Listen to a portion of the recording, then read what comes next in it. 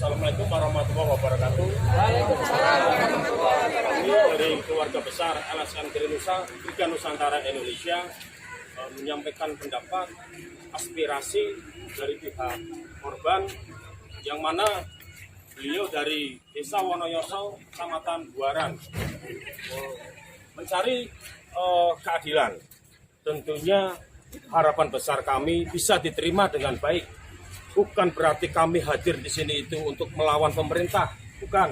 Akan tetapi kami justru ingin mendukung kinerja aparatur pemerintah yang mana di sini yang merasa dari pihak keluarga itu merasa tidak ada keadilan.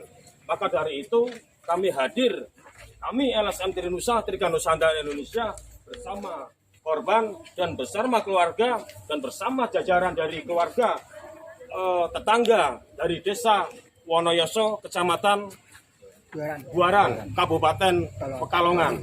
Harapan besar kami bisa, aspirasi kami bisa diterima dengan baik, yang mana kami sebagai warga masyarakat taat hukum, warga masyarakat Indonesia yang baik, kita tentunya sejajar dan searah membantu program pemerintah, instansi, institusi, ataupun birokrasi yang ada di negara Republik Indonesia. Assalamualaikum warahmatullahi wabarakatuh.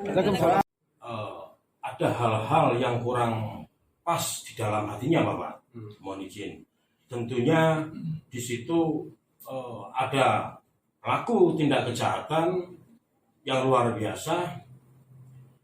Ada 3 korban, satunya meninggal dunia, yang keduanya luka-luka berat, Bapak.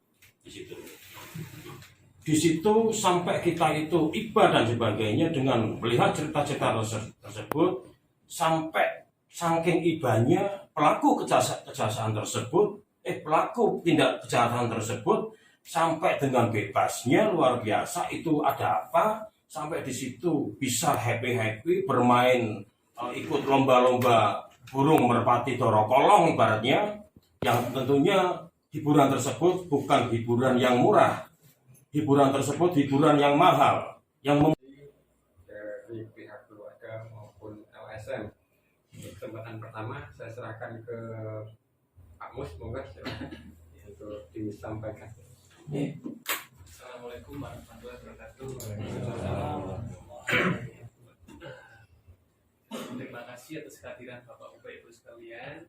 Saya akan menanggapi, tapi saya tidak akan menanggapi terkait dengan materinya, Pak. Soalnya kenapa sampai dengan saat ini tuh kita belum menerima berkas perkara yang dari penyidik. Jadi kalau misalnya Bapak bercerita melalui A, B, C, D, E, kita nggak bakal ngerti. Karena kita berkasnya pun sampai sekarang belum melihat. Yang kita terima baru mulai dari SPDP memang sudah dikirim ke kita. Terus habis itu sampai dengan saat ini kita sudah meminta permintaan perkembangan penyidikan. Jadi sampai mana berkas perkara itu, penyidikan yang dilakukan oleh polisi itu sampai mana tahapnya. Dan alhamdulillah sampai sekarang belum dikirim, Pak. Jadi kalau Bapak-bapak menanyakan perkembangannya seperti apa, ya saya cuma bisa menjawab sampai sekarang kita sudah bersurat meminta hasil perkembangan penyidikan yang dilakukan oleh penyidik Polri. Dan untuk selebihnya ya saya mohon maaf, kita nggak bisa memberikan tanggapan yang lebih jauh karena kita sendiri pun belum bisa membaca berkas itu.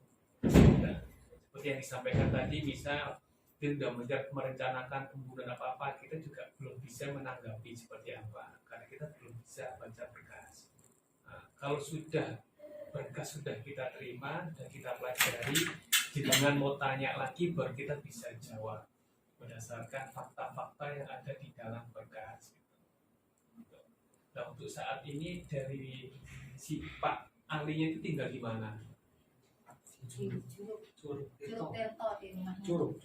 Oh, berarti sudah pisah. Iya. Nah, selama itu dia udah diobati nggak, dikatakan ini tadi bilangnya Ya, kalau dari pihak gangguan keluarga nggak tahu sama sekali. Soalnya kan kalau misalnya kami menanyakan ke misalnya ke Pak Devi dan lain-lain kan ya jawabannya ya orang kenal, saya kena ditanya orangnya kan orang ngerti. ke sebelum di sini kan Bapak tanya dulu ke Polres. Iya, sesudah.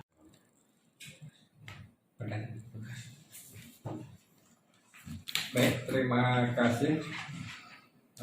Penanganan perkara atas nama tersangka Ali Fahmi bin Nuruddin, kami sudah menerima SPDP pada tanggal 24 September 2024. Kemudian dari pihak kantor sini sudah menunjuk jaksa untuk mengikuti perkembangan penyidikan perkara tindak pidana umum ini atas nama Ali Fahmi, yaitu menunjuk Ibu Angga dan Pak Broto. Nah, setelah penunjukan itu ternyata penyidik Polres Kota belum bisa mengirimkan berkas perkara ke sini, sehingga waktu penahanan, kemudian mereka mengajukan perpanjangan penahanan Ali Fahmi. Tapi karena dengan melampirkan, mereka mengajukan permohonan perpanjangan penahanan dengan melampirkan resume sementara. Nah, setelah kami pelajari resume tersebut, ternyata terduga tersangka Ali Fahmi ini menderita gangguan mental dan perilaku akibat penggunaan zat multipel dan penggunaan zat psikoaktif lainnya. Oke. Jadi berdasarkan resume hasil pemeriksaan dokter atau rumah sakit menyatakan bahwasanya yang bersangkutan adalah sakit mental, sehingga pertanggungjawabannya berdasarkan ketentuan pasal 44 KUHP yang bersangkutan tidak bisa dimintai pertanggungjawaban pidana. Akan tetapi tidak berhenti di sini karena penanganan perkara masih berlanjut, Pak. Nanti kami tunggu tindak lanjut dari teman-teman penyidik Polres Kota dalam penanganan perkara ini. Pada intinya kami sudah melayangkan P17 pada tanggal 25 Oktober 2024, yaitu menanyakan perkembangan penyidikan terkait perbuatan melawan hukum oleh Ali Fahmi. Itu yang pertama. Yang kedua, pada tanggal 25 November 2024, setelah 30 hari teman-teman Polres Kota belum bisa mengirimkan berkas perkara, kami tidak lanjuti dengan mengirimkan SOP Form 2. Sama, intinya menanyakan bagaimana perkembangan hasil penyidikan berkas perkara tersebut. Dan endingnya 30 hari kemudian, besok habis pada tanggal 25 Desember, kalau memang dari penyidik Polres Kota belum bisa menindaklanjuti dengan mengirimkan berkas perkara, maka kami akan kembalikan SPDP atas nama Ali Fahmi. Tidak berhenti di situ, penyidik Polres Kota masih bisa melakukan penanganan perkara dengan menerbitkan SPDP baru lagi atas nama yang bersangkutan. Mungkin itu saja yang dapat saya sampaikan. Jadi masih bisa diproses, Pak? Masih bisa.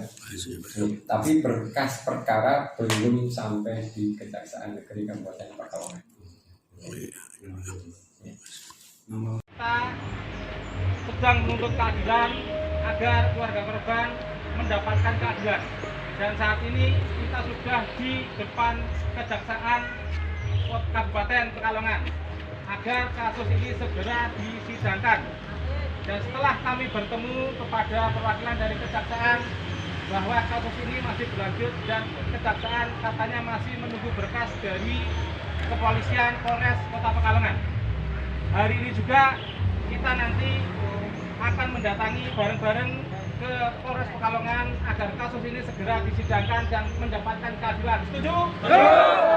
Untuk itu, rekan-rekan saudara-saudara semua yang masih peduli, saudaranya, tetangganya, apapun itu namanya, untuk solidaritas menuntaskan kasus penyiraman air keras ini juga harus dituntut seberat-beratnya. Setuju?